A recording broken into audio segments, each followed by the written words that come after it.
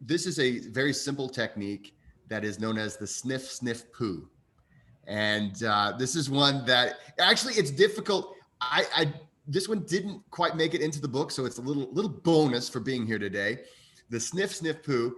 And what we're going to be doing is we're going to be taking 2 sniffs through our nose and basically inhalation. So you're going to try to pull it down to the belly, but don't worry too much about what's going on down here. You don't have to be an expert breath worker to know how to do this, but it's going to look something like this. If there's other people in the room, they're going to, hey, they'll get a great show. So here we go. So it's a sniff, sniff, poo. So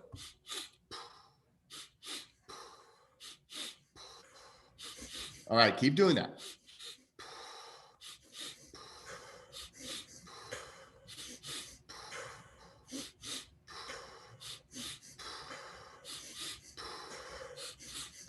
Keep going. Now you may feel a little bit of tingling, a little bit of lightheadedness. That's okay. That's normal. We're activating the system. We're also influencing our autonomic nervous system through the vagus nerve. So we're getting a little bit of that vagal stimulation. Here we go. Keep going.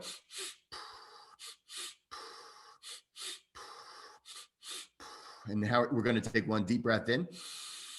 And on the exhale, we're going to sing or hum or whatever you want to do. Just come along and make some noise with me. So,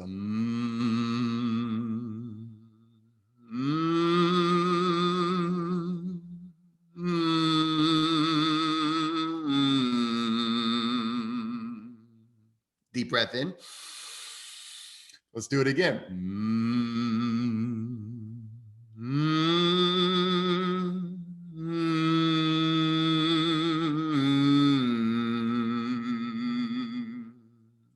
Now we're going to sniff, sniff, poo again, and you're going to sing this time because I didn't hear anything. All right, here we go. So here we go.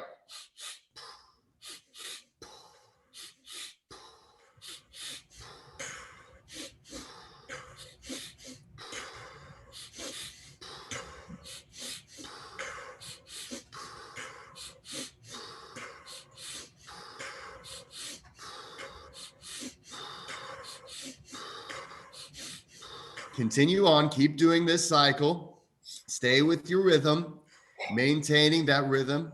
It's okay to feel a little lightheaded. We're getting all the happy chemicals and the relaxation that the vagus nerve gives us. We're getting that at the same time.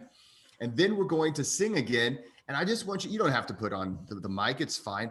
But I want you just to be free. Don't worry about anybody else. You are just here enjoying some breath work on your own. Enjoy it and let it out. So, all right, everybody, deep breath in. On the exhale, let's sing or hum or whatever you want to do.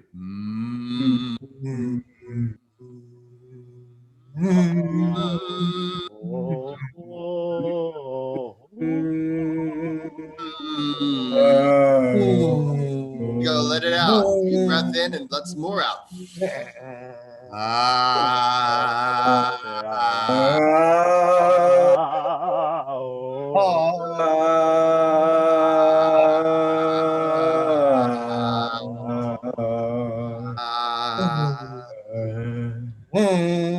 Oh yeah. Now, deep breath in. Relax. Go into normal breathing. Shake it out. I think we're ready to have a good time today. That was great. I feel good. I love it. Thank you, Jesse. I think my kids are going to love the sniff. My son is actually he's taking a nap in the other room, just behind me now. So he's probably like, oh, there goes dad again. But he's already well familiar with the sniff. Yeah, he's like, yeah, try to sleep through it. But I was telling him about the Jolly Green Giant already, so I got new material. Beautiful. Yeah. So Jesse, I'd love for you to fill us in a little bit more on your background. We talked a little bit about it in your bio. Just sharing with the group what led you on this journey of tapping into your breath. I know you talk about it a bit in your book, but some of the men listening have never read your book, which I highly recommend if you haven't. Thank you. Very, very useful information about breath work that's really grounded and practical. But yeah, So for me, I call the book, Practical Guide to Breath Work, specifically because So often we are turned off to a lot of practices that might sometimes feel like they have a lot of baggage with them. You have to believe a certain way, or you have to be part of this particular religion, or this or that. And so I wanted people to understand that, first and foremost, a practical guide to breath work, it's something anybody has access to. Every human being has access to. But the second part is a remedy to the modern human condition. And that's something that I personally was suffering from. And I believe that many men suffer from this condition because we no longer live in the world that our bodies were pretty much designed for, right? Our bodies and minds were designed to live in the Neolithic age. And this was a totally different world from the one that we live in now. And here I am, at the time I was English professor, and now one thing I did notice in grad school, I wondered why all of my professors in graduate school, they all drank all the time and they smoked a lot. And they seemed to always be stressed out and things. And of course I was like, great, I get to go into this profession. But I got into the profession, and it was a continuation of a life that was just a lifestyle of essentially whatever felt good, right? And if you follow whatever feels good, if you follow whatever your appetites lead you to, it's going to lead you to a lot of salt, a lot of sugar. It won't lead you to exercise. It's not going to lead you to anything that's challenging, and it's going to lead you to whatever pretty much the easiest reward centers in your brain, the easiest path to those. And so that was me. And I wondered why my health and life were full of stress and just not great. And so I even got into drugs and alcohol pretty deep, mostly drugs actually. And I got addicted to a prescription painkiller, and it was, not good, right? And I think that was when I realized, okay, there has to be a better way. And I started to get into a lot of the things that I would say that are the first go-tos for most of us, right? Okay, well, I've heard of this thing, exercise. I heard I'm supposed to eat right, but I couldn't figure out why the things that tasted really good were the things they say, no, you're not supposed to eat those. Those are not good for you. The things that didn't seem to taste very good, yeah, that's really good for you. Exercise would just, especially if you're a couch potato, exercise is uncomfortable. You get sore. I'm like, how is it that things that don't give me the pleasure that I look for, how is it that those things are good and the things that give me the pleasure are bad? And I call this the modern human condition because the human species is an amazing, wonderful thing. It's given us this modern world. It's awesome. But a lot of our feedback mechanisms are confused. At one time in the past, if you found a gram of sugar, it was an amazing thing. And it was attached to nutrition, and it was something that you needed to sustain life. Now we have stores that are just full of candy, right? Just sugar stores. And so we're in a different environment. So I call it the remedy to the modern human condition. Of course, we know that there are certain things we need to do. We need to exercise. We need to try to eat according to our biology. But when those things didn't do enough for me, and they did a lot. And so I'm not saying if you do breath work, you can just ignore everything else and you'll be fine. But they did a lot for me. But I was still living in a life full of anxiety. And when I started with meditation, and I found out immediately that I was terrible at meditation. And so I started trying to look at the different masters and the yogis and things like that. And I found pranayama, and I started looking into that. And then I found Wim Hof Method, and this crazy guy was getting into ice and doing all this crazy breathing and things. And at the time, there wasn't really much known about the guy here in the United States. It was all just like, I found one interview that he did. And that's when I realized, okay, there's something to breath work that is not just you have to believe a certain way, or you have to, it's not like it's a magic code. It's encoded in our physiology and in our psychology. And in the writing of this book, I'm very, very happy to say that I was able to have access to one of the brainiest guys I've ever met in my life, Dr. Otto Music. And we met through a common friend, Wim Hof. He's done research on Wim, and I was set up to do some research, and then COVID hit, and that kind of made the research. We'll hopefully do some more. Right. But he was able to really fill in a lot of the gaps for me as far as why breath work works. So that's where the book. Neuroscientist, or what is his background? Yeah, well, and that's the thing. When I talk to him, I say, okay, because if you look at his resume, he's a neurophysicist, neuroscientist. He is he over the pediatric psychology at this university, and then he does an enormous amount of stuff. But yeah, when it comes to the brain, he's a brain. Mm-hmm. Dad joke alert. There it is. Nice. We had to get at least one of those in. Yeah, I warn you that they're plentiful. But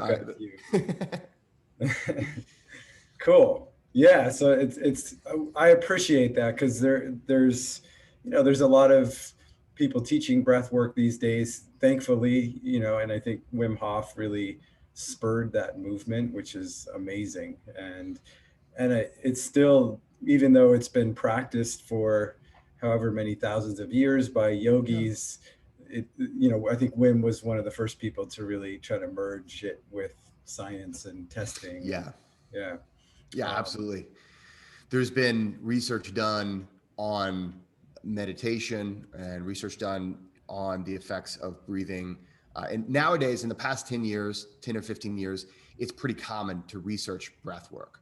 But yeah, Wim was kind of the pioneer that kind of bridged the gap between the esoteric and the practical. Yeah, thankfully. Yeah. So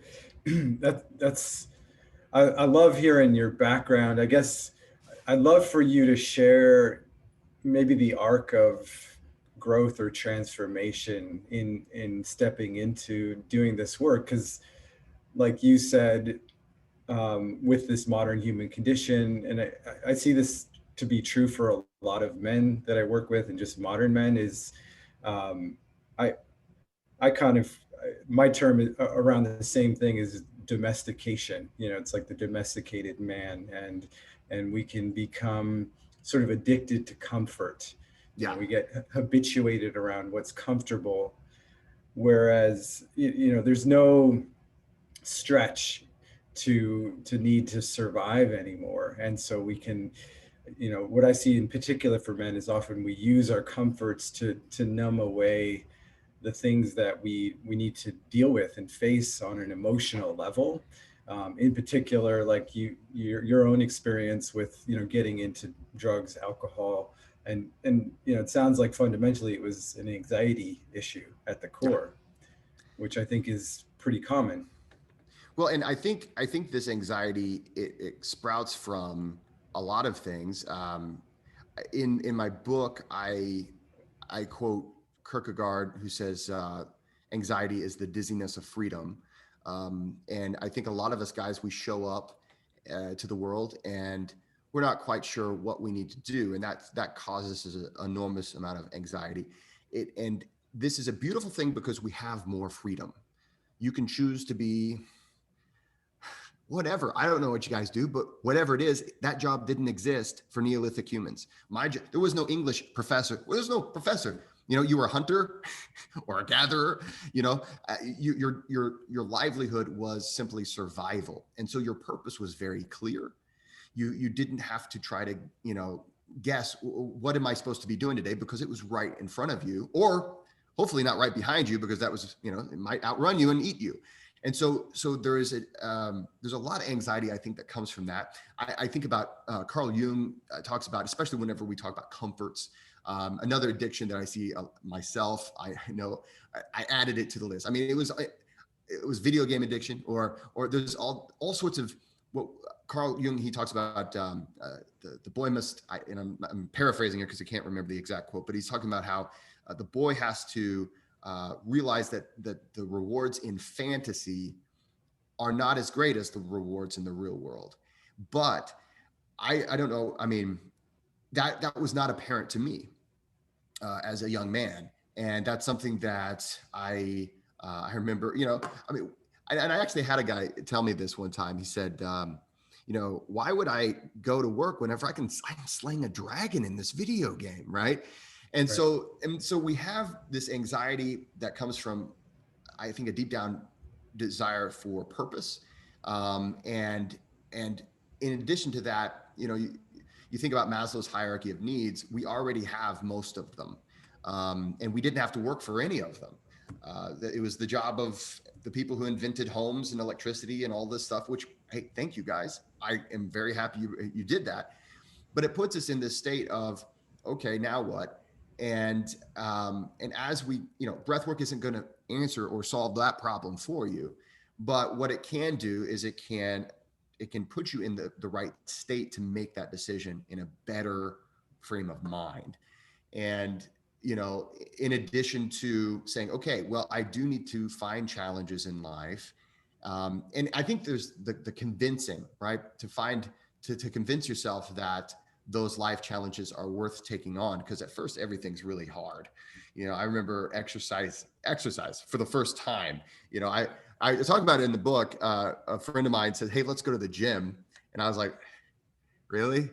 Is that something people do for fun? Is that a thing? I couldn't believe it at the time. And I had to borrow his gym clothes and shoes just to go to the gym. But we find these ways to reproduce a lot of the stresses that our bodies and minds crave, or they expect, and then we can start thinking straight. And breath work is one of the things that human beings can do that it's practically miraculous. Okay, that we can do it, because no other animals can do it. And this comes down to the fact that, of course, we can speak. It's this awesome, wonderful thing that we can do. And what happened is, at some point in human development, we developed the capacity for language.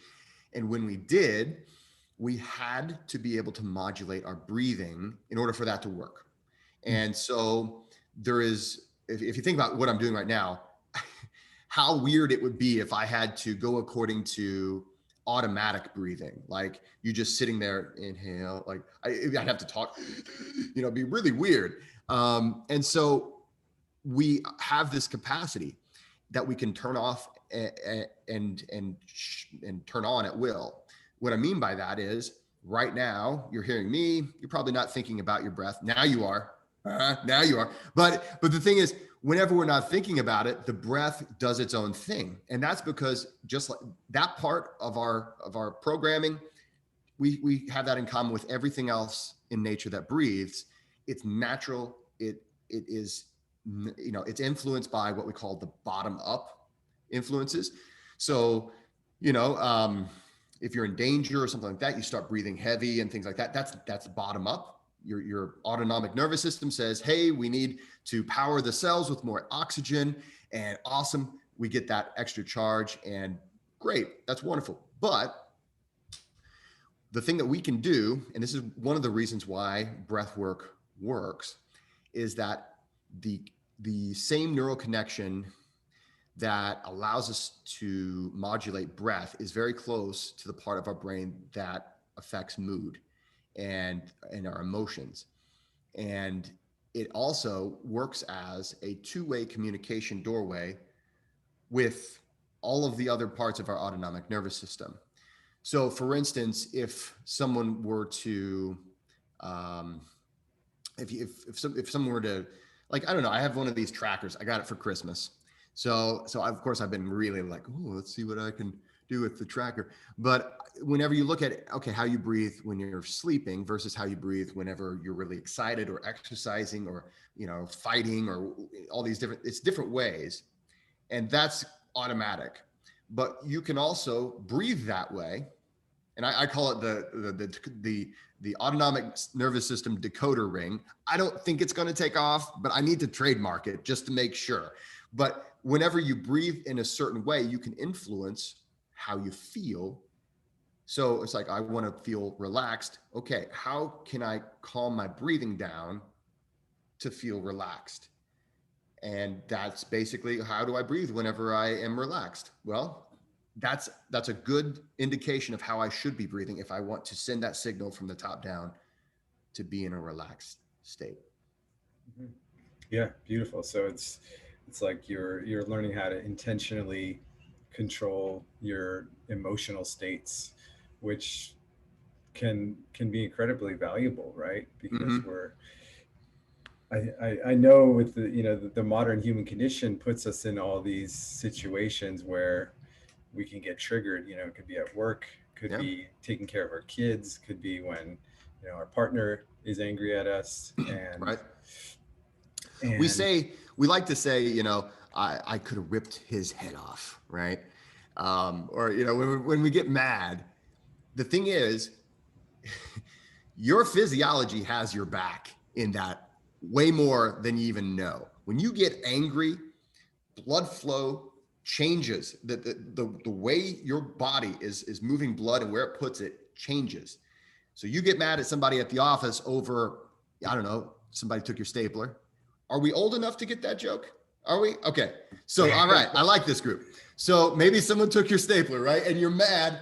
Well, literally because you're going into that state, your circulation changes, your blood vessels in your muscles dilate, it gets more blood, you get the adrenaline to where you literally could at least do your body's best shot at ripping somebody's head off. And of course, in the modern world, we have these things happen to us all the time, constantly, things that put us in a fight or flight state we're exposed to just on a regular basis. And so with breath work, what we can do is, instead of being at the whims, of course, when someone makes you mad, it's not like you're just going to be, okay, just a minute, whatever. And then you're not angry anymore. But what you can do is relieve yourself of the burden of that anger, which, you know what that's like. You're trying to do your work, or you're trying to go to sleep, you're trying to take a shower, whatever it is you're trying to do, and you're still mad at that thing that happened earlier today. And I was, okay, that's silly. I don't want to do that. I'm going to put myself out of this state and bring myself into a calmer state. And, or maybe you're like me and you're driving the family to Florida. My wife's family lives in Florida. I'm in Indiana. So it's a long drive. And there are places, there's a place called Mount Eagle. I think it's in Georgia. And it seems like every time we go down that route, we end up there in the middle of the night. I'm tired, no coffee in sight. And I need that adrenaline. I need to give myself some more energy. So I don't do the sniff, sniff, poo, right? Because I don't want to get dizzy or anything. But maybe I'll switch into, and I'll do like a little bit of a augmented version of Kapalabhati. You can read about that in the book. It's a little bit more complex, but it gets you energized. I'm like, okay, great. And the nice thing is about breath work that's different than caffeine is that breath work doesn't have the half-life that caffeine does, like a chemical, when you put a chemical in your body. So caffeine has a half-life of, depending on who you are, depending on how your body processes caffeine, but typically it's about 8 hours. So if you ingest that caffeine, it's going to affect your sleep, your whole circadian rhythm gets changed. Well, the nice thing about breath work, whenever I do that, in about 30 minutes, I'm back to normal. So I get to annoy my wife again if I need to. I don't know. The family puts up with a lot. Have you been able to get your family to join in on any of those breathwork sessions with you? So my wife is a long distance runner, and so she has done some of the breath work. I think the difficult thing is how different we all are. So for me, the style of breath work I'll do is I do breath work a lot. I think about it all day. Of course, I guess I should, being that I'm a breath worker. But with her, before the event, she'll get ready for the breath for the event by just calming the system down. When you're nervous, you blow through a lot of adrenaline. So you just kind of, and that can really ruin your performance later on. And then after the event, she'll do some cool down breathing. The biggest thing I think that she adopted was the nasal breathing. And that's something that, especially, talkers like myself have a hard time with, because it's more expedient to breathe in and out through your mouth when you're speaking, but which I just did. But the thing is, ideally, we always breathe in through the nose. And that is because we want to place the diaphragm in the ideal position. We want to activate the full breathing mechanism. We want the benefits of all of there's so many things in your nasal cavities that block viruses, bacteria, etc. And so one of the things, and I mentioned it in my book, and I didn't go on and on about it because I still like to be able to come home at night, is that I did recommend to her that she tape her mouth shut whenever she goes to sleep. And in the book, I said, yes, I actually recommended my wife, she tape her mouth shut, and she thanked me for it, because that very night, it was literally an overnight thing. The next morning, she felt, oh, I'm more rested and I feel a lot better. And a lot of athletes that I work with are mouth breathers, just fantastic physiques. They amazing low resting heart rate, just great physical shape. And then we find out they're a mouth breather, and I'm like, here's some really good news.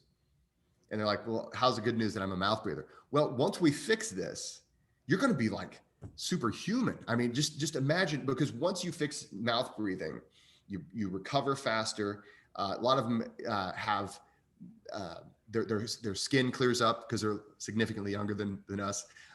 They'll have a lot of changes in the way that they feel just throughout the day. They're not as exasperated before an event that is coming up, or in just regular life. They'll notice, okay, once I started nose breathing on a regular basis, I'm not quite as shaken whenever I don't know, I see the girl that I like, or whenever I'm in an uncomfortable situation, or when I have to give a speech, or that sort of thing. Just more comfortable in general in their own skin. And that's one of the easiest things we can do, is just decide, okay, I'm going to really just focus on breathing in through my nose. You can breathe out through your mouth.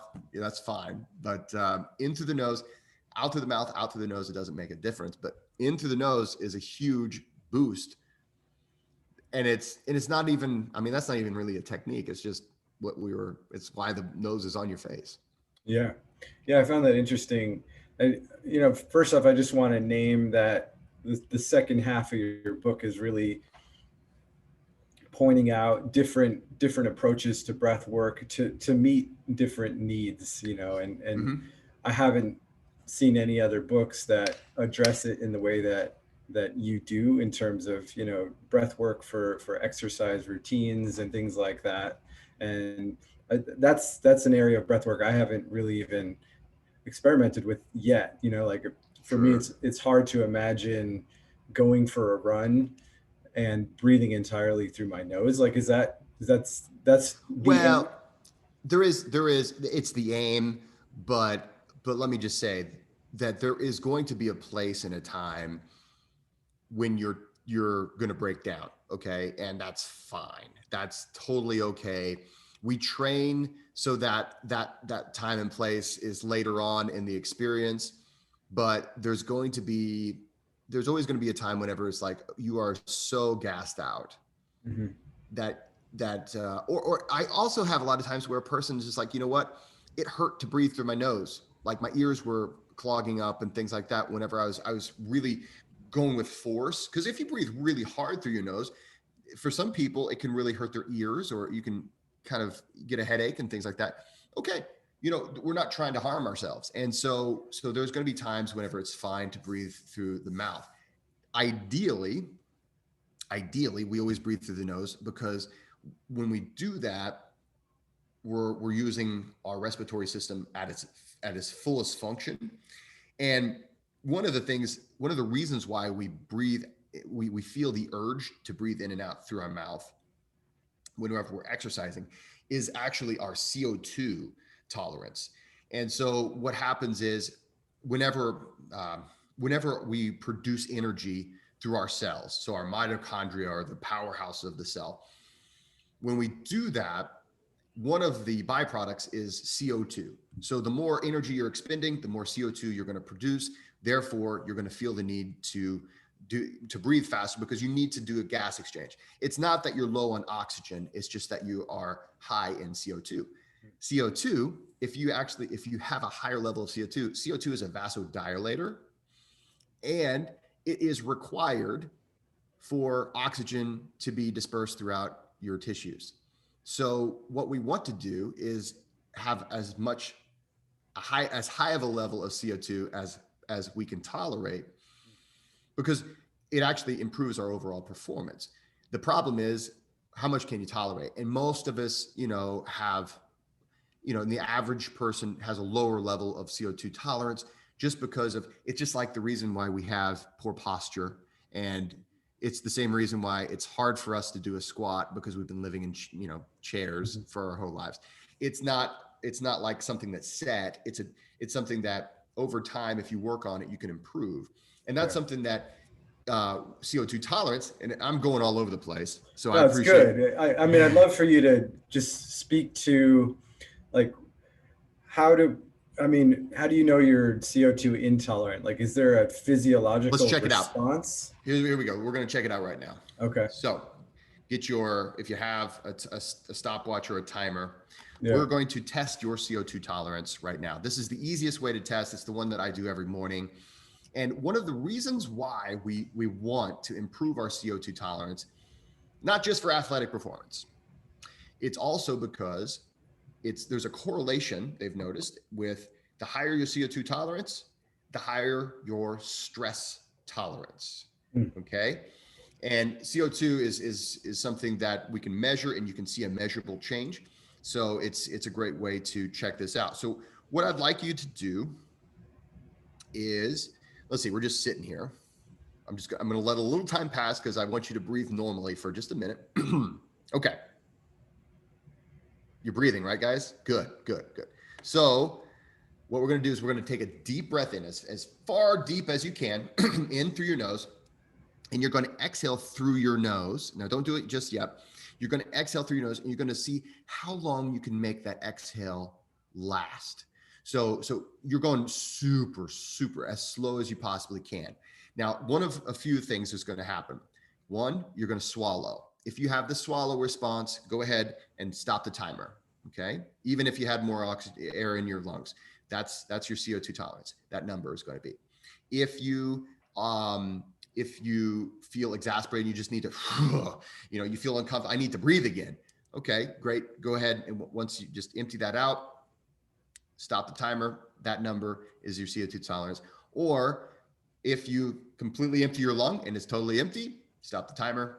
That is your CO2 tolerance. And we'll talk a little bit about the numbers, how that work. You don't have to tell me what your numbers are. I'm going to find it as you're doing this. I'm going to find it in the book, because I have a guide, and I'll give you the page number so you can try this at home. But okay, let's go ahead and make sure your timers are ready. Take a nice deep breath in through the nose, fill as much as you possibly can, and then slow out through the nose. As slow as you can, just really, really make it last. Relax your body.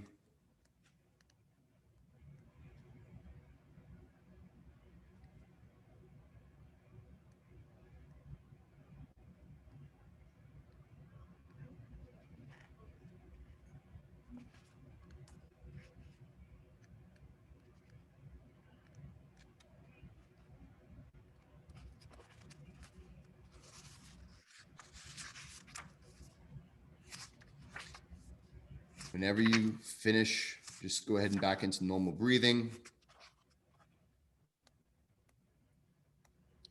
But take a look at that number, how many seconds it took to exhale.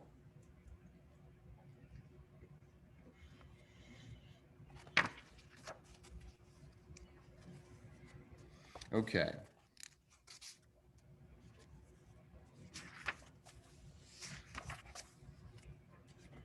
Bear with me just a second. I'm trying to find the page that I left that on.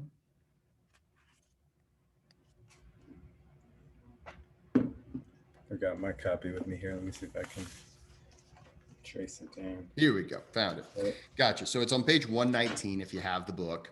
You can take a look at your scores. This is the CO2 tolerance exhale test. And so there's a few different levels here. And the thing is, don't see this as like a judgment on yourself or who you are or anything like that. This is where you are, and you can make changes in this. So essentially, if you got 80 seconds or higher, you are considered elite. I mean, you've just got an amazing CO2 tolerance. If you're between 60 and 80 seconds, we consider that advanced. That would be what we would consider athlete. That's generally what we're shooting at. Most of my athletes, we can get them into that range pretty easily with regular practice. If you're 40 to 60 seconds, we consider intermediate. That would be still better than average. It was 40 to 60 seconds. 20 to 40 seconds is what the average person can do. So 20 to 40 seconds. And then 20 seconds or below would be a poor CO2 tolerance. And you might, if you have 20 or below, you may be in a high state of stress or arousal. Now, having said that, none of those are life sentences. Those are all movable. And even if you're a person who has an elite tolerance to CO2, that can change, and it's lifestyle, but the primary way we can adjust it is through breathing. Now, one of the easiest ways to improve your CO2 tolerance is nasal breathing. So that is what we call, I would consider that the low-hanging fruit of CO2 tolerance is just breathe through your nose. And the reason for that is when you breathe through your nose, you're not exhaling quite as much CO2. So you're just naturally going to have a higher level of CO2, and it's just naturally going to be raising a little bit more. The next things you can do, of course, I cover this in detail in the book, but there are things you can do. But another easy way to do it is just breathe in through your nose as you exercise. Try to see how long you can go if you're running, exercise bike. I like the row machine myself. Whatever you like to do when you're doing, especially cardiovascular exercise. See how long you can stay with nasal breathing. And that's the nice thing is you can exhale through the mouth if you want to, but you're inhaling through the nose, and that's slowing down your breath. That's keeping that CO2 level a little higher. And over time, you'll see this change. Another thing is with this test, you guys probably never done this before. And so some of it is skill. Some of it is learning to deal with a stressor. And that's such an important thing to do. It's a great way to practice handling stress in everyday life, because there is no greater stressor than that urge to breathe. That urge to breathe is incredible. That's as deep as it gets into our psychology. And so whenever you're actually playing with that in a safe way, right? We didn't go underwater. We're not doing anything crazy, but we're doing it in a really safe way, exhaling it nice and slow. Okay, then I can safely do this. And you can do it. And one thing you can do, you can get a pulse oximeter like this one, and you can check to see what your oxygen saturation is in your blood. And you're going to notice that even though you feel like you're suffocating, your O2, it's going to be just fine. It's typically going to be right 95 to 100% oxygen saturation in your blood. So it's a great way to go about just in everyday life. You don't even have to do anything incredibly major. You can train it.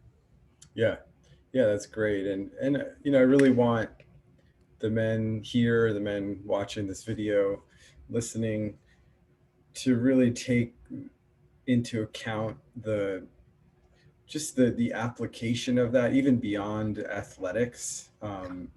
Like stress happens all the time, and really, our capacity to be with stress without reacting to the moment will apply to how we do business in the world, how we are in relationships when things get difficult, all these different places where we can just kind of lose our consciousness in a way and lose our ability to stay present. And I love the way that you're framing it in, around the physiology and how it can be applied towards, better athletic performance. But I also just want to present it in this larger context. And you've read my book, where I'm saying it's not just for athletes. Yeah. I think that is and if you think about it, we as human beings are all born athletes. And the word athlete, of course, I mean, you could trace it back, a few thousand years, but the actual function of our physical mind and body is to be physically active with the world around us. And so when we are not, when we're not constantly active, when we're not constantly being pushed in a physical way, we atrophy a lot of things. And one of those things is, if you're not in a life or death situation every day, right? Or if you're not in a stressful situation regularly as part of your life, when you deal with stress, it's extra stressful. And the body and mind that you have were designed to be in, Neolithic times. I mean, you're a hunter, you're a gatherer, danger was at every corner, and starvation was at every corner. All these things that we fixed through, modern conveniences. And so when we don't have a lot of those stressors around, first of all, CO2 tolerance for a person who's constantly active is generally higher, just because there's some of that that's naturally going to happen when you stress your respiratory system on a regular basis. But when we're in times of stress with our jobs, in our life, in our relationships, and you're regularly practicing some kind of you're toying with that very, very present stressor of CO2. I mean, we all know what it's like to not be able to breathe sometimes, right? And sometimes stress itself can put you into that state. And so what we do when we train with CO2 is we learn to deal with that. And whenever that stressor arises, it's not this new strange thing. It's like, oh yeah, that's stress. I deal with that. I've practiced that, because this is a practice. I'm not saying I'm guy from the mountaintop or anything like that. I have to practice all the time. And I think the thing for me that I always like to stress is that if not for this, I would be a mess. And so it's something that we can apply to, yes, athletics. You're going to become a better athlete generally because of this, but it applies to every part of your life, because you've learned to deal with stress on your own terms. In the book, I have a few techniques that you can use. Well, one of them is bottom triangle, big bottom triangle, things like that will allow you to, I like to say we're kind of flirting with it, in a way. We're not trying to just jam into this stress situation, because that can cause you more stress than it's worth. We're just trying to learn to live on that edge. And the way that works is, whenever you learn to live on the edge of comfort, that comfort zone grows, and it continues to grow when you go too far, you get hurt, you stress yourself out, you build some kind of you almost traumatize yourself. And if you stay to where it's just on the edge of that comfort zone, which is what we do with these breathing techniques, then after a while, it's like, man, I could have sworn this was a challenge last time I tried, or, last month when I first started this, it was a real challenge. It's amazing how I can do this very easily now. And so over time, that translates to every other part of your life too. Mm-hmm. Yeah. It sounds really similar to even exercise, right? You're not just going to go in and start lifting 500 pounds your first time after sitting on the couch for 10 years, right? If you do, I mean, some people do that, right? And then of course emergency rooms are full of them. But yeah. So I'd love for you to speak to, you touched a little bit on this being a practice, which I'm a big advocate for in different domains. And in terms of breath work and developing new capacities to, build our tolerance of CO2 and be with discomfort. What do you see the biggest obstacles that people are facing that you work with in terms of like creating consistency in their practice and all of that? That's it right there. Really, the creating consistency. And I think it's because there are so many ways that we know of in the year 2020 to affect the way we feel. There's, oh, well, I can have a beer, or I can have a coffee, or I can change the way I feel. I can change my brain chemistry very simply. And there's an enormous amount of access that we have to all of this. I'm feeling kind of down. I think I'll have a brownie, things like that. We can change in dramatic and very noticeable ways. And oftentimes we look at breath work as like, yeah, it's probably, there's probably something to that, isn't there? It's a lot of times people will be like that. And so we expect that the first time we try it, it's going to be, first of all, we're going to get the perfect experience when, again, it's a practice.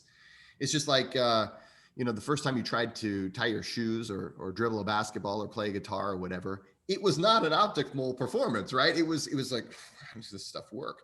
It takes time and you have to practice it. But as you get better, then you can really start to use it as a tool.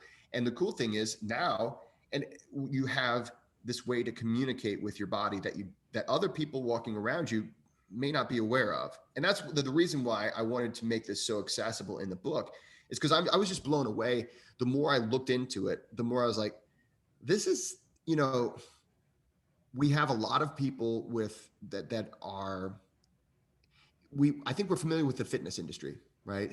And the fitness industry oftentimes will repackage the same old things over and over again, but just in different ways, and say it's the new greatest thing ever. And, you just get this one product or service, and then you'll, lose weight or whatever.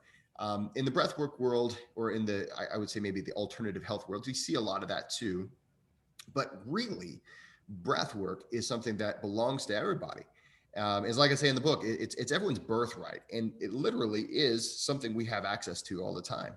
When we hear people say that they're communicating with their body, I'm going to communicate with my body, oftentimes we are like, okay, that's got to be something that it's said in the same reverence as prayer, right? It's this thing that you're like, yeah, maybe it's you have to believe. And well, the way it works, the way our physiology works is that the way you breathe, it affects the way you feel.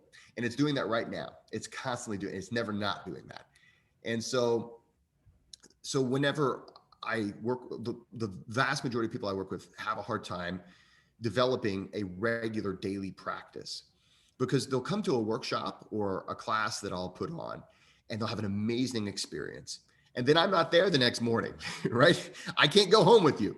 And so it takes some self-discipline to say, okay, I'm going to actually take the time to do this. Now, some people, a lot of us don't have 20 minutes to sit there and do what I would consider more in-depth breath work. That's fine too. And so what I do when I work with people, we talk about, okay, what are your goals? What is it what are some things, some issues, some goals? And then sometimes what are your health issues, things like that. I'm not a doctor, of course, but what are some things that we could probably work on by modulating your breath? And then let's talk about your life and your lifestyle, how you live, what are you doing? And we'll start usually, okay, this is what we're going to try on the first day or on this first month. And then I'll check in next month. How did this go? How did this work? Okay, you're not doing it. Okay, you don't have to, lie to your coach. It's cool. You're not doing it. Well, why? And so, okay, it's not, I just don't have the time. Okay, cool. We'll work with that. Actually, next month I will announce it on this broadcast today. Yeah. I've only told the people in my Patreon club about this, but I am doing a breath mastery online course that starts January 13th, and it's 6 weeks. So every Tuesday at 2 Eastern, which I guess would be sort of in the morning with you guys, but I record it and you get it afterwards anyway. So even if you can't make the live session, you get the recording. But it's 6 weeks of, okay, this is why this works. This is, and we develop a personal practice for every person. And so by the end of the 6 weeks, you should have developed your own personal practice. I give you enough homework, but just a little bit of homework, not a lot of homework. It's not like English professor homework. It's the fun homework, but you get enough homework over that course of 6 weeks. By the time 6 weeks is done, I mean, that's a long time to be doing this every day. By that time, you've developed your own personal practice. This was what works for me. Maybe it's not what works for so-and-so, because we are all different, but it's doing what I want it to do. And that's the beauty of breathwork. It's a toolbox. And that's, like you said, the second half of the book is just more or less a manual. Hey, you need to calm down? Cool. Turn to this page, try this breathing technique. Okay, you need to get some energy. That's fine. This is something to try. The other thing that is difficult for a person, I think, to do when it comes to developing a breathwork practice is to sometimes we have to, we need an I don't want to say the word intervention, but it's sort of like we need some immediate stress relief. We need, man, this person is in very, very deep stress, heavy anxiety. And this is a cycle. We've seen it, we've talked about it. And a lot of times the person recognizes it, sometimes they don't. But okay, this person is, man, they're freaking out, right? And so there are breathing techniques that what we can do, and I call them interrupters, because they're so intense. And we'll practice, actually, here in a little bit, maybe we'll practice something that can help with interruption.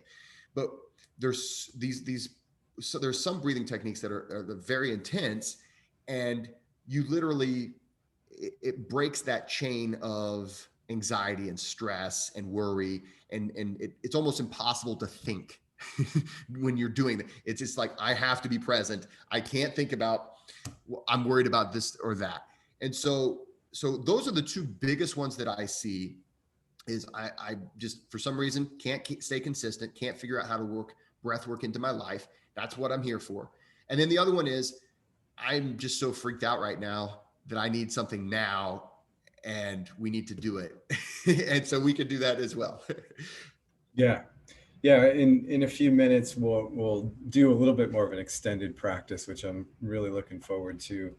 Yeah. I think there are a lot of psychological and emotional obstacles just to even commit to a practice, which is why, having the structure of a program like Jesse's offering for 6 weeks is a great way to get it in your body and sort of be held in a container that, allows you to at least try to maintain something that might feel like an edge for you. And you might not even know why it's scary. And most oftentimes what I found is just, especially for men, I'm sure for women too, but I work mostly with men, is we've been heavily conditioned to avoid feeling, right? Mm-hmm. And when you're breathing, you're kind of forced to feel your stuff. You got to get into the body and feel what's there. And so many men that I know, that I work with, like, live from the head up, and they try to manage their feelings, and they might not even be aware that they're actually living in this constant state of anxious threat response to life. And they're just, trying to compartmentalize that whole aspect of their human experience, which is cutting off so much potential, right? Yeah. In many ways. So I want to take just a few minutes here for the tribe members to check in, and maybe ask you a couple of questions, and then we'll open it up for an extended practice. And in the meantime, I'm gonna close it down. We've got it broadcasted on Facebook Live right now, but I want to keep this just exclusive to the tribe community. For men that are tuning in to the live broadcast, this is something that we do once a month. We've got guests coming on, and certain aspect of it I'm opening up to the larger community. And then if you want to kind of go deeper with some of these pretty amazing coaches, teachers, you can jump in the tribe and become a member.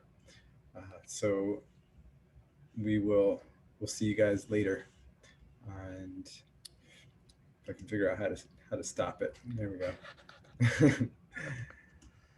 There it is. Yeah. All right. So we got a small group here today. Yeah, Stephen, Joseph, you guys have been listening. Anything coming up for you personally based on what's been shared? Anything that you want some support or direction around? Sure. Well, I'll go first. Honestly, not to gush too much, but it's been revolutionary to me.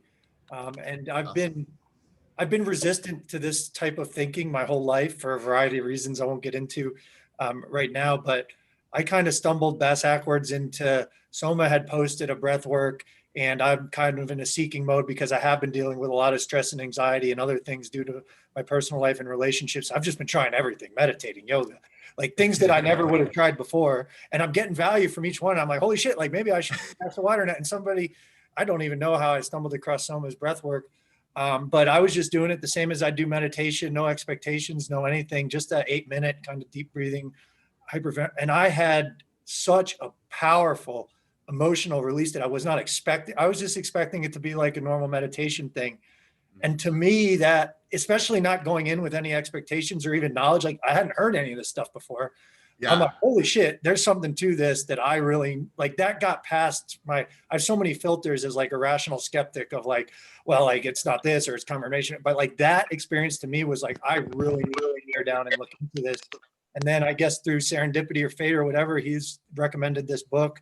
I've been, delving. I've tried a bunch of different things. I've done the Wim Hof Method now, all this stuff. I've gotten tons of value from all of it. And I'm just like, I got a million things I'm trying to try. I want to go next. I'm so excited. I want to get in on this 6-week program you're doing. But I do find a lot of physical and mental resistance to doing it. I don't know where it comes from, whether it's my body trying to repress the emotions still or what, I think, thank you for sharing that. That is, when it comes to the emotional release, there's a little bit of science I'll throw at you. So, so one of the things, and this has been known now for actually, we're looking at almost 200 years that we've known there's something to this with deep breathing, deep diaphragmatic breathing, and especially with superventilation. So that's especially you'll see with Wim Hof Method, you'll see with a lot of different, what I would consider the more powerful, the interrupters. And what happens is it actually activates portions of your brain, specifically the limbic system. And that limbic system is there. It does a lot of things, but the two primary things that we're talking about now is habits. So what is actually worth remembering? Your limbic system is the reason why they always talk about, you don't remember whenever we met? It's like, oh, well, your limbic system didn't feel like it was that important, right?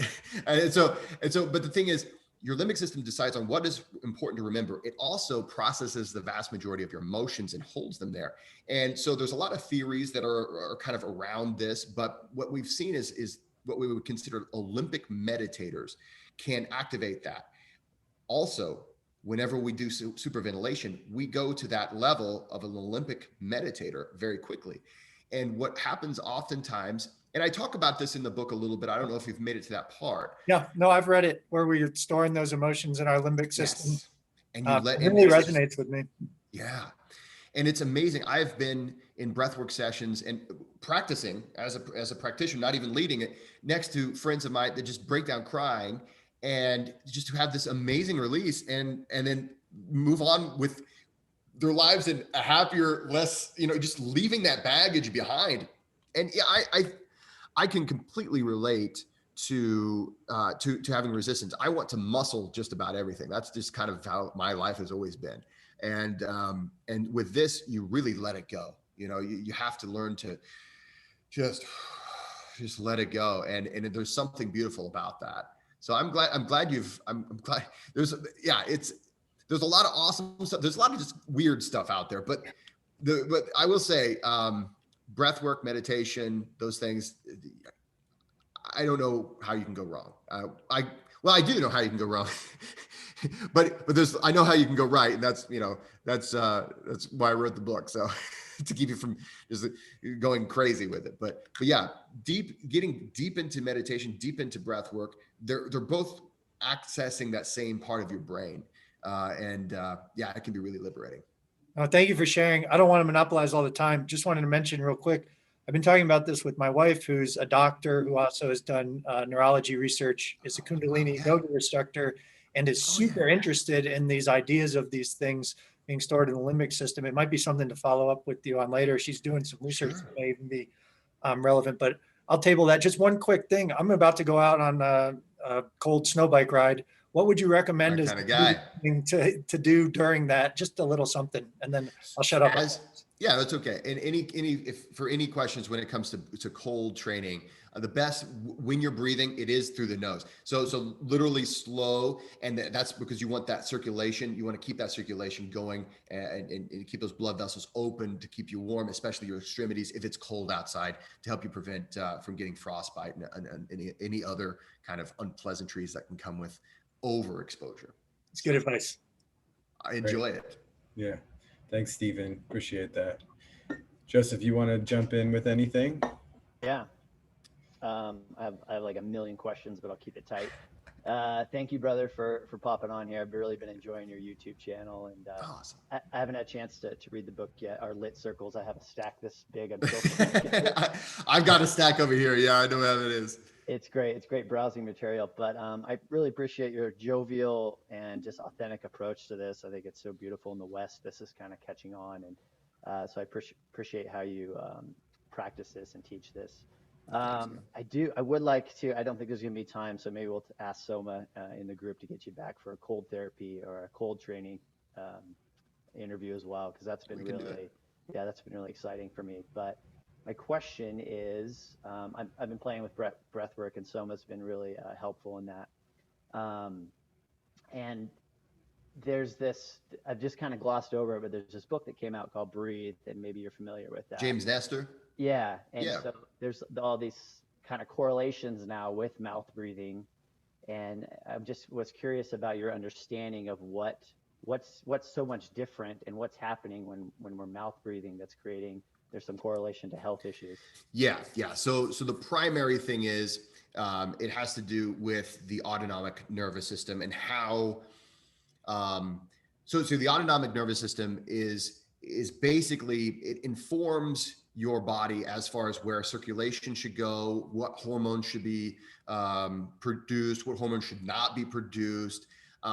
It's in charge of about 70% of all your bodily functions, and anything that's in charge of that much of your system, of course, it's going to affect that other 30% in a pretty profound way as well. So your autonomic nervous system is where it's coming from.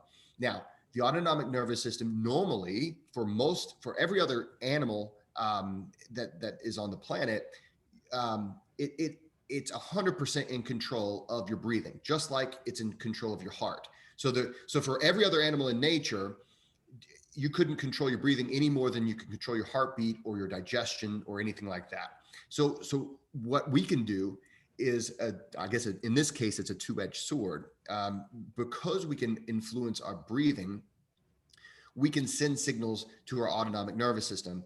And what you're doing, so to simplify it, and in the book, I go into it a little bit more, but to simplify it, when you mouth breathe, two major things happen. You breathe faster and you breathe into your chest. And both of those things send signals to your autonomic nervous system. I am in a state of fight or flight.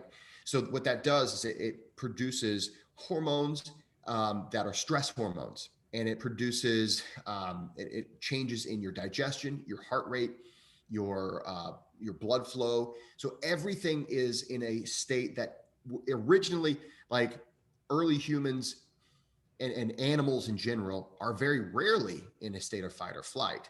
Most of the time, we should be in a state of rest and digest. Well, if you're habitually in a state of fight or flight, then you have a higher level of blood sugar all the time. You have higher heart rate, generally higher blood pressure. You have lower levels of testosterone. Your reproductive organs don't work as well. You can't think as well. So it does a lot of things. And what the problem is, mouth breathing will become an echo chamber if you let it. So what happens is, because you're breathing faster and you don't even realize it, because you're breathing faster and you're breathing just into the chest without knowing it, you get all these changes happen with adrenaline, norepinephrine, all those chemicals. And then you start to notice, I'm kind of freaking out right now. and so what happens is that freaks you out. And before you know it, you're in this weird cycle where it's turned into a feedback loop of just of anxiety. And the problem is, one of the things that I noticed once I was able, and it took some time to meaningfully get out of this cycle. So it took some time practicing. But once I was out of that feedback loop, it was weird, because I didn't realize how much was there. I didn't realize I was constantly in that state. But the thing is, they've connected that state, though, with, like, if you think about, when here in the States, we advertise prescription drugs. And if you think about a lot of the prescription drugs that are advertised, you've got digestion. Do you have indigestion? Digestion is governed by your autonomic nervous system. And if you're in stressed state, your digestion isn't going to work. We've all seen the little blue pill and forget all the erection pills that exist out there. We know what they are, right? We've seen them. All of these things, if you look at, like, down the list, of course, we have rampant diabetes. We've got heart problems that just, that's the number one killer. Now, that's for many. These are also there are other causes to this as well, but mouth breathing exacerbates them, and it can put us into a state, if we stay in that state habitually, where we're just we're putting ourselves in a vulnerable state. One last thing, and then we'll get to breathing. If you're in a state of fight or flight, your immune system suffers as well. So, especially in COVID land, USA, it's something that everybody's freaking out. Everybody's, fight or flight. If people could just calm down, of course, just regular colds and flus, other things like that. Not saying you're never going to catch one, right?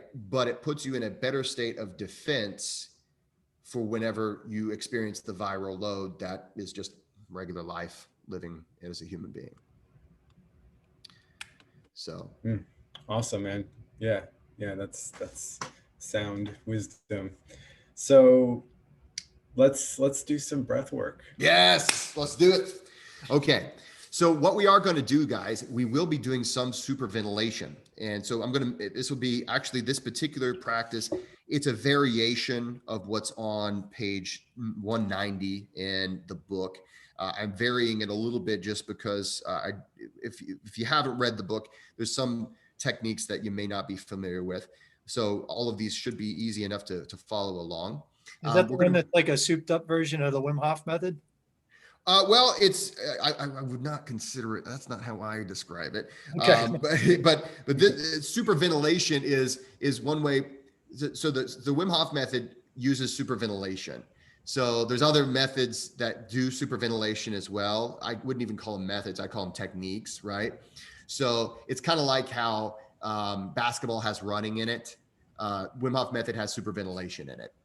So that, I guess that's one way to think about it. But this will have some superventilation in it. So you're going to get a similar effect to Wim Hof method breath work in a certain portion of this, but we're going to combine it with other techniques. Superventilation is something that if you suffer from uncontrolled high blood pressure, so if it's controlled, you typically have okay blood pressure, you're fine. If it's out of this world blood pressure, don't do this. The other thing is if you are epileptic, the superventilation portion is something that you'll not want to try. If you suffer from those particular conditions, when we get into those, and that will be when we're breathing at a very fast pace. So it'll be like a 2-2 pace. I want you just to breathe at a 5-5 or a 6-6. Okay, one or the other, whichever one you feel most comfortable with. Okay, and just nice, slow inhalations, nice, relaxed exhalations. All inhalations should be in through the nose, exhalations through the mouth. And if it hurts, if you have stuffed up sinuses, it's okay. You know, I'm not going to be the form police here today. So go ahead and find a position where you can lie down or be seated in a place where if you do get dizzy, if you do, get a little dizzy and pass out even due to the superventilation, you're not going to fall, and we don't want any blood. I don't want to be the guy that had on his meeting that's like, oh, remember the guy that had everybody bleeding by the end of it was the Jesse Coomer guy. I don't want to be that guy. So no publicity is bad publicity. That's true. He had everybody bleeding on this call. I'm like, that's right. Breathwork. So, but actually, I only say that especially because it's happened when people didn't heed my advice. I had a guy, he passed out on his desk, and I don't know if he broke his nose, but it was fortunately, it wasn't my call, and it wasn't one of these types of calls. I'm just saying it can happen. So just be in a place where if you feel dizzy and you might, the worst that's going to happen is you fall over, or you're lying down. So either way is fine. And I'm going to put on some music now. And as we kind of find our places, just take some time to feel how you're breathing, just to be present with your breath. You don't have to change anything. There's an old saying amongst breath workers that if you can't sit there and observe your breath, and you can't even, that means you're uncomfortable with yourself. So just relax your breath, putting some music on now. Let's see here. Bear with me. Just go ahead, relax your body. Before we begin, I want to say that breath work is focus work. So as we practice, we're practicing breathing with focus, with intention, and with presence. So take just a moment to scan your body and mind, just to take a mental check-in. See where you are. Just be with your breath now. And all together, we're going to take 4 deep breaths. Here we go. Deep breath in, all the way in, and relax it out. Deep breath in, and relax it out. Deep breath in, relax it out. One more time. Deep breath in, relax it out, and hold with a neutral lung. And just follow along with me as we breathe. Here it comes. In, 2, 3, 4. Hold, 2, 3, 4. Out, 2, 3, 4. Hold, 2, 3, 4. All the way in, 2, 3, 4. Hold, 2, 3, 4. And relax, 2, 3, 4. Hold, 2, 3, 4. In, 2, 3, 4. Hold, 2, 3, 4. Relax, 2, 3, 4. Hold, 2, 3, 4. In, 2, 3, 4. Hold, 2, 3, 4. Relax, 2, 3, 4. Hold, 2, 3, 4. All the way in, 2, 3, 4. And hold with a smile. 3, 4. And relax, 2, 3, 4, hold, 2, 3, 4, deeply in, 3, 4, and hold with a smile, 3, 4, out, 2, 3, 4, hold, 2, 3, 4, deeply in, 3, 4, hold, 2, 3, 4, and relax, 2, 3, 4, hold, 2, 3, 4, deeply in, 2, 3, 4, hold, 2, 3, 4, and relax, 2, 3, 4, hold, 2, 3, 4, in, 2, 3, 4, hold, 3, 4, out, 2, 3, 4, hold, 2, 3, 4, in, 2,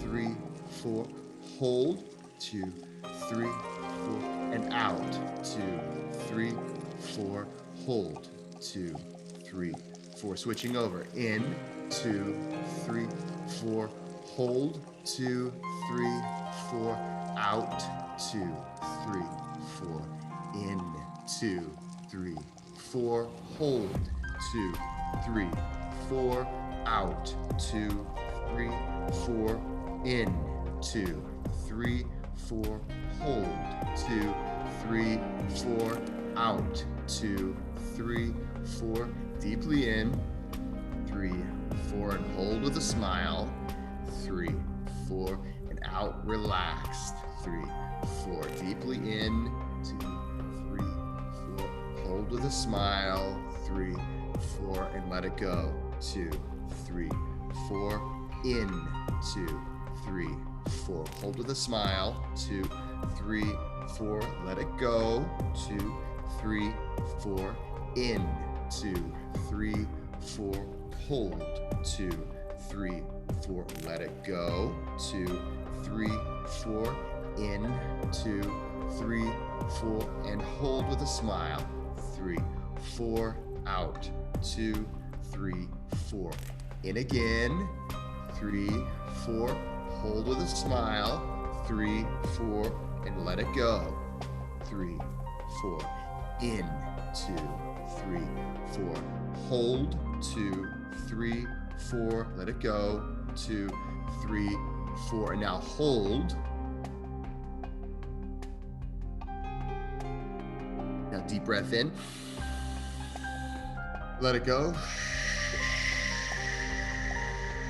and hold.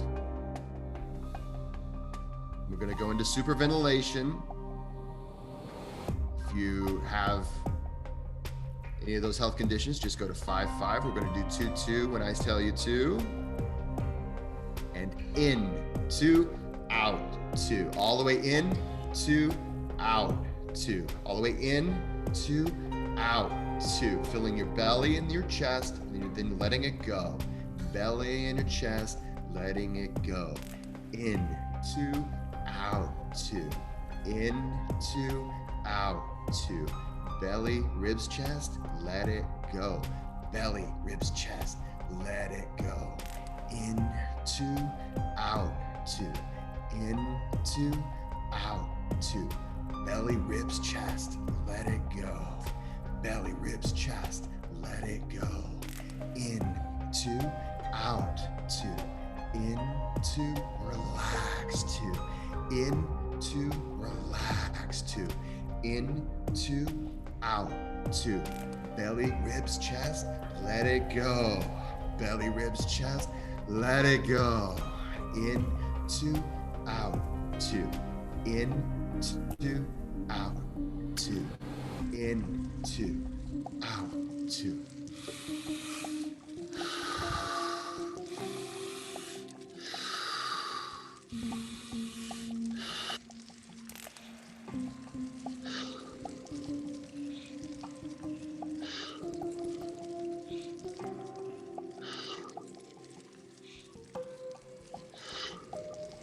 In, 2, out, 2. In, 2, out, 2. In, 2, out, 2. In, 2, out, 2. In, 2, out, 2. In, 2, out, 2, in, 2, out, 2, in, 2, out, 2. Now deep breath in. Let it go. And hold. We're going to take a 90-second breath hold. If you feel the need to breathe before 90 seconds, that is okay. Take a quick sip of air in through the nose, out through the mouth, and then go right back into the breath hold. If not, stay with us. During this time, observe the changes. Think back to those mental notes you took about your state before we started. Think about where we've come to. Just relax. Relax those shoulders, relax the eyebrows. Just relax. And when that urge to breathe does come, see if you can relax into it too. Knowing that it is carbon dioxide just building up. You're completely safe. Just relaxing the body. And again, if you need to take a sip of air, do it. It's okay.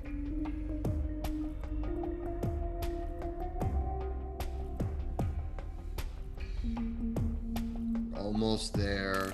10, 9, 8, 7, 6, 5, 4, 3, 2, 1. Deep breath in. Let it go. Deep breath in. Hold. Smile and let it go with the smile. Deep breath in. Let it go. Deep breath in. Hold, smile, and let it go with a smile. And here we go, one more time.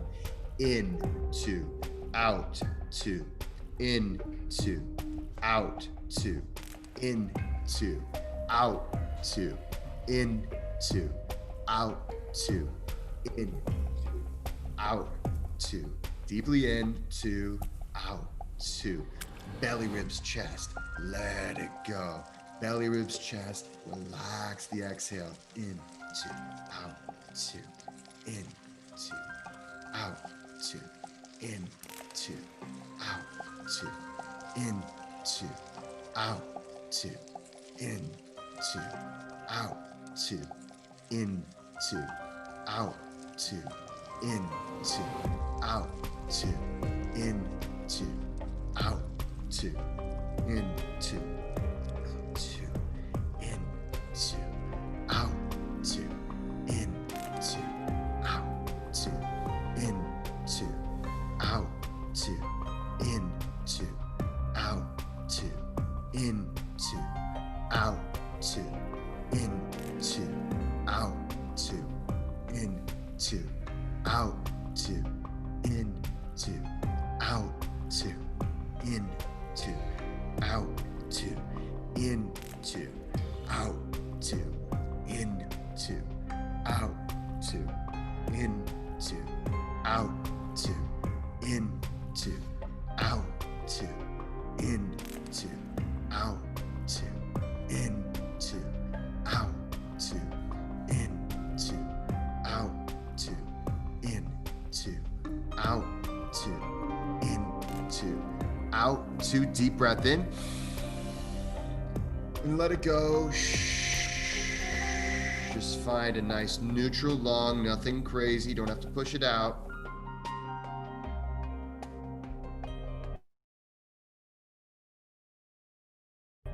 How are we doing? Just relax the body. Nice and relaxed. We're doing a nice breath hold. If you feel the need to breathe before it's time, that's fine. Take a sip of air in through the nose, out through the mouth. Go right back into the breath hold. But if not, just stay with us. Relax into it. Relax those shoulders. Relax the forehead. Those places of tension. Just focus. Observe the changes. And witness what can happen with something like breath. We're able to access something that normally, hour a day for a decade, meditation.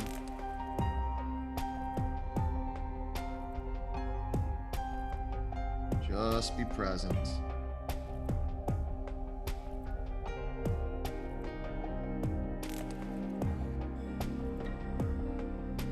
Ten, 9, 8, 7, 6, 5, 4, 3, 2, 1. Deep breath in. Let it go. Deep breath in. Hold. Smile. And let it go. Deep breath in. Hold. Smile. And let it out with the smile. One more time. Deep breath in. Hold. Smile. And let it out with a smile. Now, we're going to do a little bit more breathing. Deep breath in. Let it go. Hold. And in, 2, 3, 4. Hold. 2, 3, 4. Out. 2, 3, 4. In. 2, 3, 4. Hold. 2, 3, 4. Out. 2, 3, 4. In. 2, 3, 4. Hold. 2, 3, 4. And out. 2, 3, 4. In. 2, 3, 4. And hold. 2, 3, 4. Out. 2, 3, 4. Deeply in. 2, 3, 4. Hold with a smile. 3, 4. And let it go. 2, 3, 4. In. 2, 3, 4. Hold with a smile. 2, 3, 4. And let it go. 2, 3, 4. In. 2, 3, 4. Hold with a smile. 2, 3, 4. And let it go. 2, 3, 4. Deep breath in. Let it go. Hold. This will be our last technique, 4, 7, 8 breathing. In just a second. Okay, here we go. In, 2, 3, 4. Hold. 2, 3, 4, 5, 6, 7. Out. 2, 3, 4, 5, 6, 7, 8. In. 2, 3, 4. Hold. 2, 3, 4, 5, 6, 7. Out. 2, 3, 4, 5, 6, 7, 8. In. 2, 3, 4. Hold with a smile. 2, 3, 4, 5, 6, 7. Out. 2, 3, 4, 5, 6, 7, 8. In. 2, 3, 4. Hold with a smile. 2, 3, 4, 5, 6, 7. Out. 2, 3, 4, 5, 6, 7, 8. Deep breath in. Let it go. Hold.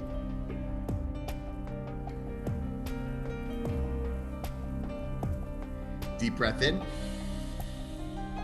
Let it go.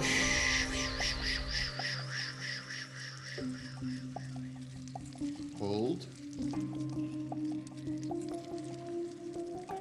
We're going to do this another 2 times. As you exhale, try to make some kind of an audible sound. Deep breath in. Let it go.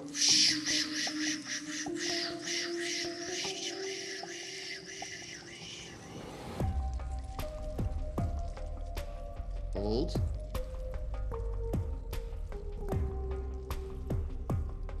Deep breath in. Let it go.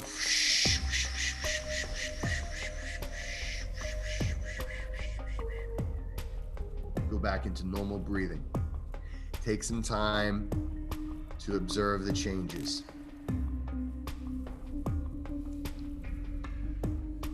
Maybe wiggle your fingers, wiggle your toes. Just move around a little bit, wake your body up.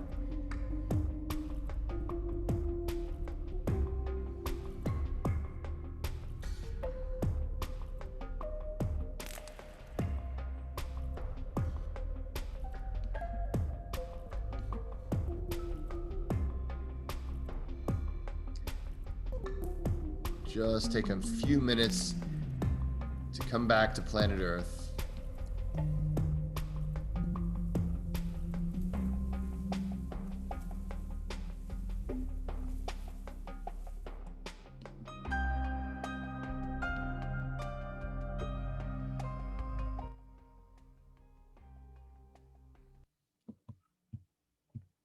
How we doing, guys? Thank you. That was wonderful. I mean, honestly, I feel like, to get back to your video game analogy, it's like you discovered a cheat code. I like that. And now you're sharing it with everybody. And now we're finding out real physiological reasons why it's not just some magic hack. Because I think that's how a lot of people look at Wim Hof. And to me, the way you explained that dopamine feedback loop, all that, it just resonates with me so much. And to see that there's real science and physiology behind it, because as much as people have discovered this independently across tons of civilizations, when it's wrapped in that much spiritualism and mysticism and ritual, I have a harder time cutting through that stuff to the things that resonate with me. Yeah. So, I mean, thank you. I really appreciate it. Well, I'm glad. Thank you so much. Yeah. Yeah, I really appreciate it, Jesse. Your generosity in sharing those practices, and thank you for the research and the experience that you plugged into this book as a gift to the world.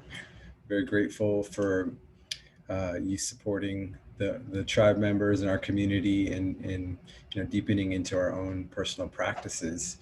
Is there anything else you want to close with in these last couple of minutes? I know you've got your online course coming up starting in January. I will post links for that in our community groups, just so people have access to that if they're interested. Thank you. Yeah. The Breath Mastery course is coming up in January, and I also do offer. I have a Patreon club. It's kind of the easiest way to roll out a breathwork club that I found whenever the pandemic hit. I normally do breathwork classes at the hospital and the university here, and so we had to go online. So we switched over to Patreon, but it is open to everybody, and it's a worldwide community now, and it's actually very, very inexpensive to join. And you get for every month, you get new guided breathwork sessions with music and things like that. And some of them are like 5 minutes long for just a little quick reset. Some of them are a little bit longer. Some of them go as long as like 45 minutes if you really want to go for a deep dive. So that's another option if you're looking for just more guided breathwork. Also, the audiobook actually will be coming out. So in the audiobook, I give all of everything that actually all the guided breathwork or the breathwork sessions I do guided on the Audible. So if you want to have those with just guided, those are going to be available. Hopefully, just right after the new year. This process has been a learning process of producing a book and audiobook and all that stuff. But yeah, very exciting. Yeah, let me know when the audiobook comes out, because I think that'll be a great resource just to be able to practice along. Awesome, man. Well, thank you so much for being here. Thanks for having me. This has been great. Well, thank you. Yeah, I'm in for all of it. I need to find your Patreon. I want to do the week, maybe even set up some private breath sessions, whatever Sounds works. Great. Yeah. Get a hold of me. JesseCoomer.com is where you can find pretty much everything I have right now. And if you're looking for the book, it's JesseCoomer.com /books. I had one other thing I'd written down that I wanted to share if you have a minute or two. I want to be respectful of your time. That kind of I got out from my wife had me watch her physiology lecture on the autonomous nervous system and explained a distinction that I picked up a little bit from your book, but really hammered home. I was still kind of thinking that the difference between sympathetic and parasympathetic was like a spectrum, like a slider that goes from one to the other. And she was explaining to me that they both are activated independent of each other. So you can have some amount of either depending on which, hormones were released. So you could, they could both be competing with each other, or one could be totally out competing. And so to me, that was an important distinction to understand what's going on, because I'd still been thinking about it that other way. And then also the point that you also make in your book about, the sympathetic goes through, those wires and nerves and releases the norepinephrine there, but it's also got the, through the adrenal, medulla and glands, it can just pump norepinephrine and epinephrine straight into your bloodstream. So like that can override so much of everything else. Whereas there is no kind of analog. You got the vagus nerve on the other side, but there is not something that can just widespread do that. So it's almost like, for me anyway, my sympathetic can take over so quickly. And my therapist is basically saying, oh, you got ADHD, you got to take Strattera. What does that really do? Norepinephrine uptake inhibitor. And I'm like, I'm going to try some natural methods on that first. Like at least try. We'll table all the medications for the time being. So I thought you'd appreciate that. Well, I do. And give yourself a chance to develop, because some of these things take time, and a practice takes time to develop. So yeah, man, that's awesome. Good points all the way around. Yeah. Thanks for sharing that, Stephen. And I just want to honor everybody else's time here and wrap up. Thanks for joining, gentlemen, and look forward to seeing you all on our next call. Jesse, maybe we can check in with you in a few months and we can do a little discussion on your cold training. Yeah, let's get into it. In a couple months, it'll be nice and cold. Yeah. I feel like cold therapy's coming at me whether I like it or not. Whether you like it or not. Yeah. All right. Have a wonderful day, everybody, and we'll see you soon. Thanks so much. Okay.